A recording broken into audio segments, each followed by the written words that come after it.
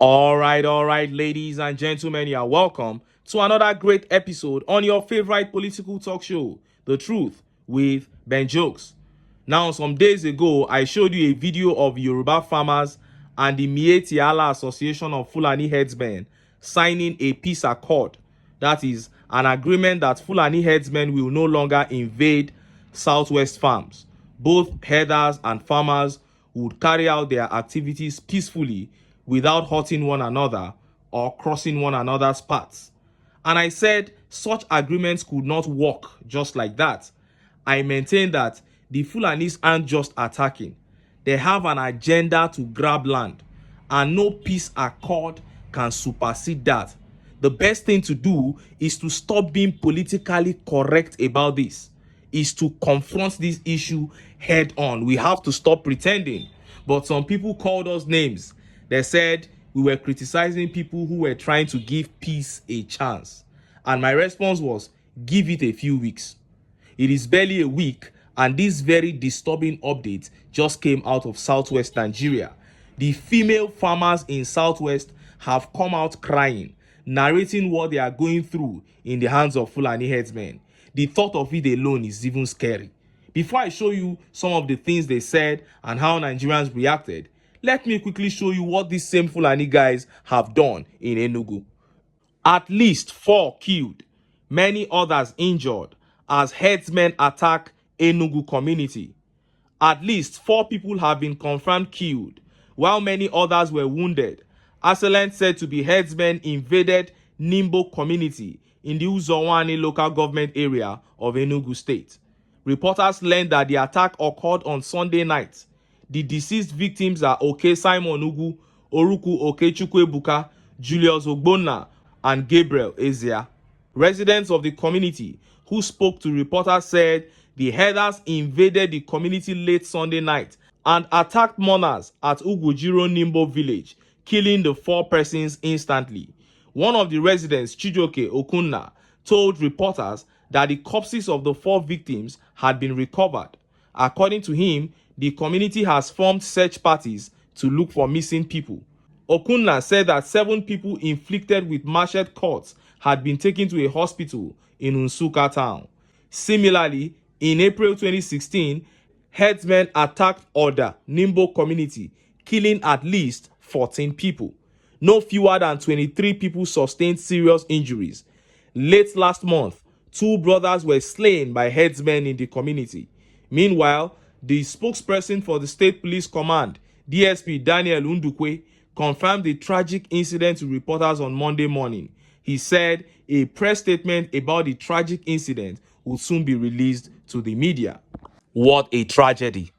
What a tragedy. Apparently, this isn't the first, second, third, fourth, or fifth time these guys are attacking that same community. And I have to keep bringing this up. We have to keep bringing this up because most of the killings take place in the outskirts. Many people don't get to know about it. Don't be surprised. Most people living in Enugu who aren't on social media will be unaware of this attack. And that is what the Fulani invasion feeds on, ignorance. Before you know it, they will occupy your forest. You will go into the bush and you start seeing Fulani settlements that have lasted 3-4 years in the same spots that your kinsmen used to occupy. What happened? They have killed them and taken over their lands. We will keep broadcasting this. The Southeast, especially Enugu, must not sleep on this matter. And look at how Nigerians reacted. Let's take some of the comments. This tweet here by Bishop Noble says, in 2016, they gleefully murdered people there and recorded the gruesome murder just to show their people how they dealt with Igbo people. There was no consequence up till now. The video went viral and Enugu never retaliated against the herdsmen. That's why they are at it again. Shame, you see? And this tweet by T says, how do we help the people of Uzowani? Those guys have seen hell. We need a major strike back. That is it. This is not a matter that can be handled with political correctness. The people have to be ready to force them out. The only language that the herdsmen understand is force. And by force, I don't mean just gathering people to fight them. Yes, that is good. But you also have to do it through legislation. The State House of Assembly needs to put their foot down on this matter. How can these human beings be coming to slaughter? They said the two brothers were slain last month. How can they just be coming in to slaughter people like this? What is the meaning of all this nonsense going on in this country? The Southeast needs to wake up. Let them go and ask the people of Kogi State what they are doing. The Fulanis on their own are running out of Kogi State now. Now, let us look at the havoc that these same Fulani herdsmen have unleashed on Southwest female farmers. Look at how the papers reported it. Tales of woes among women farmers in Southwest Nigeria as security agencies fail to protect them. Oluwafemi Oni, leader of the Ayetoro community in Akure South local government, Ondo State, narrowly escaped death for defending a woman, narrating how his resolve not to allow the herdsmen to continue having a field day by targeting women almost cost his life. Oni revealed that many women have abandoned their farmlands. A widow's farm was constantly invaded. They harvest her yams, cassava and cocoa yams for their cattle. They also threatened to kill the woman. When I intervened, the herder attacked me with his cutlass, but I was able to overpower him. The woman no longer farms. There are many women farmers in the community who had abandoned farming completely. Abiodun Akinwalere, a farmer and a school teacher in Idonre, described how farmers, mostly women, had to abandon their farm settlements due to constant attacks by Fulani herdsmen. In farm camps like Itedoanu, people have been chased away from their farms.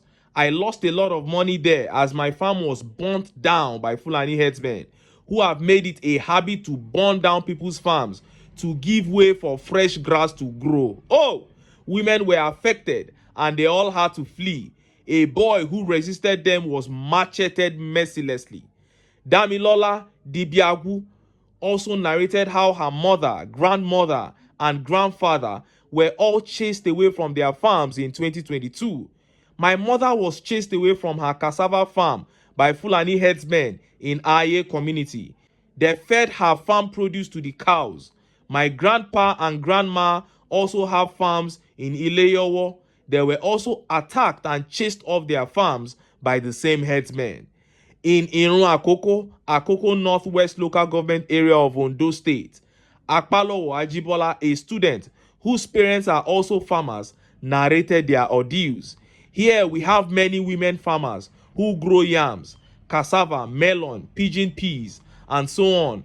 But their greatest challenge is the herdsmen who come to destroy their farms with cows. Ifeoluwa Isaac in Omu-Ekiti told a DNN reporter about how a widow who was a family friend was killed on her farm for refusing to let the herdsmen feed on the crops on which she depends to feed and pay her children's school fees. There used to be many women farmers in the community, but it is no longer the same. A widow who was close to our family was killed on her farm by herdsmen. She went to the farm alone. Rebecca Oyebimpe, a woman who has been farming in one of the government farm settlements in Isheyin, Oyo State for over 40 years, narrated with tears how she can no longer go to the farm to harvest her farm produce on her 50 hectares farmland for fear of being attacked by Fulani herdsmen. Adeoti Jacob, who was for many years the leader of the farm settlers in Ikpabo Isheyin farm settlement and still one of the farmers leaders in Isheyin, told DNN that attacks on farmers are still regular occurrences in many farming communities in the area. Recently, a farmer harvested his corn and while waiting for the vehicle that will convey the produce to the market, he was attacked and butchered. One of the women farmers in Isheyin who spoke to this reporter on the condition of anonymity described the plight of many women. I have yam on my farm, yet I have to buy yams because I am too scared to go to my farm to harvest it. These are Southwest women lamenting. Fulani herdsmen have completely taken over their farms under Tinubu's nose. And I believe you know that attacks like this must include molestation. I just left out those parts. This is what Fulani herdsmen have turned Nigeria into. And the reason they are carrying out these gruesome acts so boldly is because they have the APC behind them. Tinubu's aides will still go on channels tomorrow and tell you that tales of insecurity in Nigeria are exaggerated, that they have it under control. Yorubas will say, Kekule gboko sofun toko. The Fulani herdsmen are hell-bent on destroying the Southwest. And if you are from that region, listening to me right now, if you love your region and you want it preserved, the first thing to do is to clip their wings, which is the APC. Reject the APC and you see them become powerless. But until then, make I still enter town. Make I go get some ogbonge political news wey una go like. Why? Because of una na I dey here. So don't go away. Don't go away.